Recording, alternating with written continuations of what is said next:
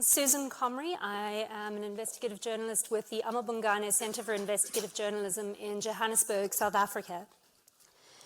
So, like most investigative stories, mine starts somewhere thoroughly nondescript, on the rooftop parking lot of a shopping mall in Johannesburg.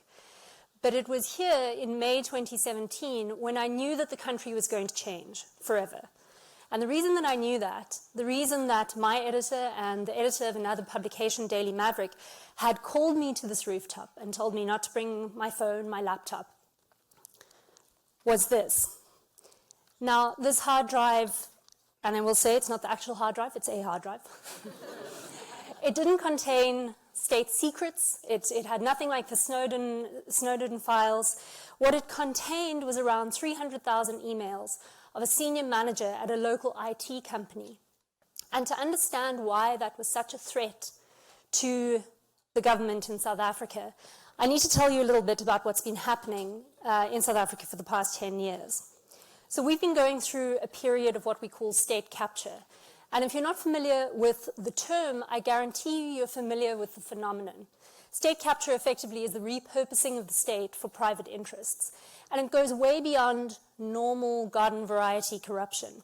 What we're talking about is private individuals, private companies being allowed to dictate who becomes a minister, what legislation is made, what contracts are awarded, and sitting behind the scenes as gatekeepers, scraping billions of rands in bribes of the whole enterprise. So in 2009, Jacob Zuma, he's a populist leader of the African National Congress, he came to power. Now he'd come into power facing corruption allegations relating to a 60 billion rand arms deal. And although the charges had been withdrawn on the eve of the elections, he still had to spend the next 9 years of his presidency with these allegations hanging over him. And so his reaction was to become increasingly authoritarian. The way that he did that, the first sort of point of attack, was to start shutting down any institutions that had investigative capacity in South Africa. So the National Prosecuting Authority, our equivalent perhaps of the Justice Department, the police's elite investigations unit, the Hawks, our equivalent of the FBI. Even the South African Revenue Services, our taxman, all of them were brought under his control. Credible people were removed and Zuma acolytes were put in place.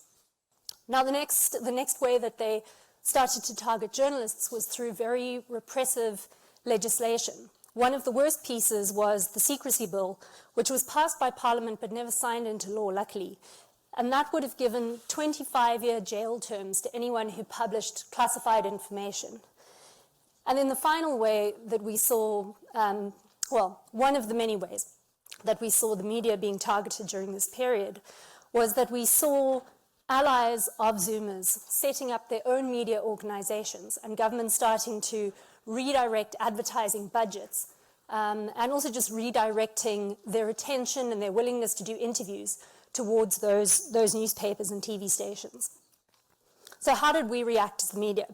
Firstly, we published. This was Zuma's homestead. It was enriched with 246 million rands worth of taxpayer-funded renovations. But when the media found out about it, the government tried to use a piece of apartheid-era legislation to prevent us from publishing the photographs. As you can see, the media thoroughly defied that, and no one actually got arrested in the end. The second thing that we did is we built coalitions and we mobilized. So for instance, when the Secrecy Bill was being discussed in Parliament, we had coalitions built with trade unions, coalitions with civil society, with just about anyone who was willing to help us to highlight these issues. And the pressure did eventually work. Another very important thing, I think, is to say that, the media, as much as we're rivals, we also realize that we're all in the same boat together in this type of situation. And the media started sticking together. But one of the other things is that we also failed.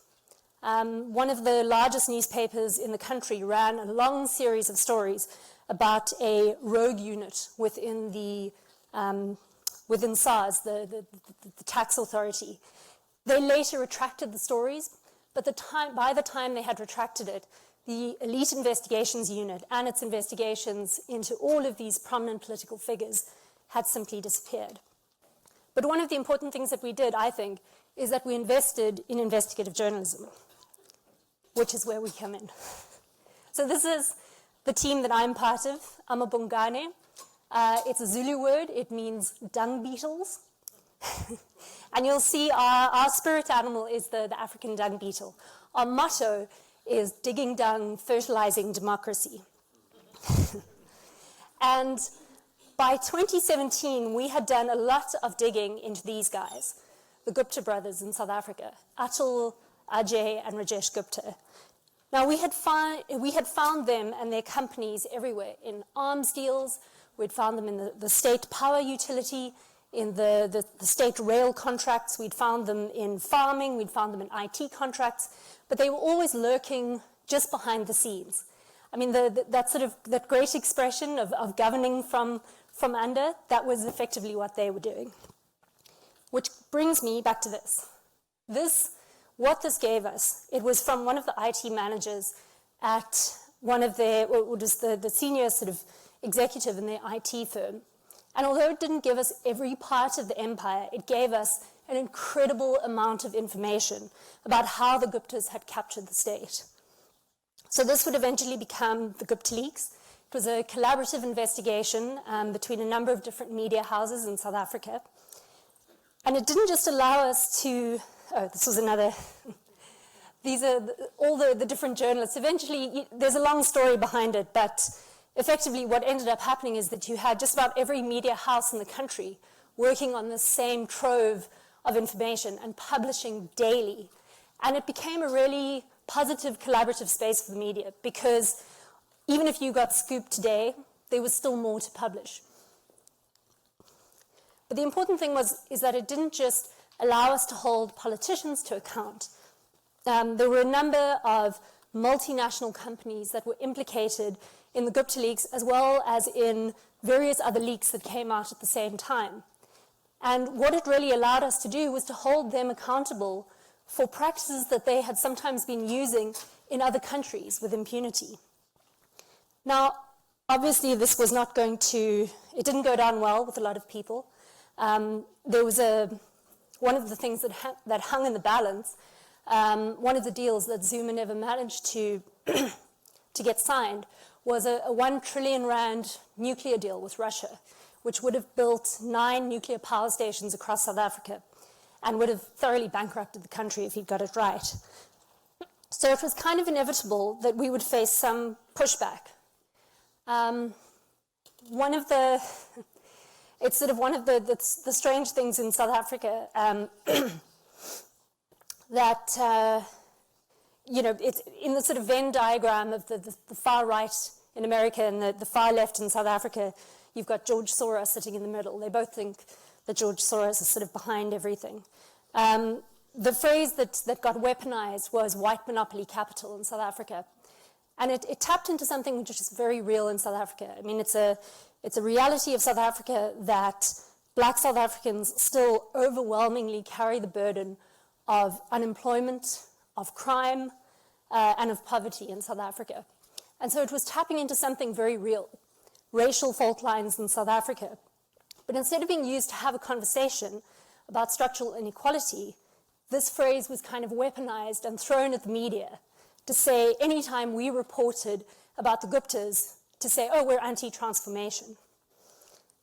But in the end, despite all the noise, Zuma couldn't eventually stand up to the pressure. So on Valentine's Day last year, in a sort of 11 p.m. news conference, he resigned. So where are we now? We have a new president, Cyril Ramaphosa. He has instituted a number of commissions of inquiry into allegations of state capture. This is one of the most important ones, the Zondo Commission. And the really gratifying thing for us is that witness after witness that comes to the commission says, I only knew about this because the media reported it. Now we're also going into elections. on the 8th of May. And, you know, just like everywhere else in the world, we've seen a rise of populism in South Africa amongst political parties. Now, one of the most, one of the most popular leaders, Julius Malema, has really kind of perfected the kind of Trumpian dog whistle to mobilize and weaponize a Twitter army against journalists. These are some of the tweets that were sent to journalists who were reporting on corruption allegations implicating some of his party members. Another thing that we've seen, bots, trolls, influencers, all of it coming out in our social media. The interesting thing that one of the interesting things that we're still trying to dig into, you know, not all of it is being used just to simply attack journalists. What we're also seeing is kind of, there's a fight at the moment around South Africa's energy future, whether we're going to go renewable energy or whether we're going to look back at coal and at nuclear. And we're starting to see those fights playing out in quite a weaponized way on social media. And then just the last thing, one of my colleagues that I worked with on the Gupta Leaks, he recently published this book about one of the most senior members in the ANC. Now, this guy had been, Ace Magashule, he'd been part of Zuma's government, and he is still in place, along with a lot of other people who had participated and been implicated in state capture. He's still there. The reaction, though, when the book came out, there were protests at the book launch, calling him an agent, effectively. The Youth League of the governing party had decided to hold a book launch of their own, although it would have been a book burning. I'm glad to say that the book burning has been temporarily shelved. But yeah, that's where we are in South Africa. It's a complicated space.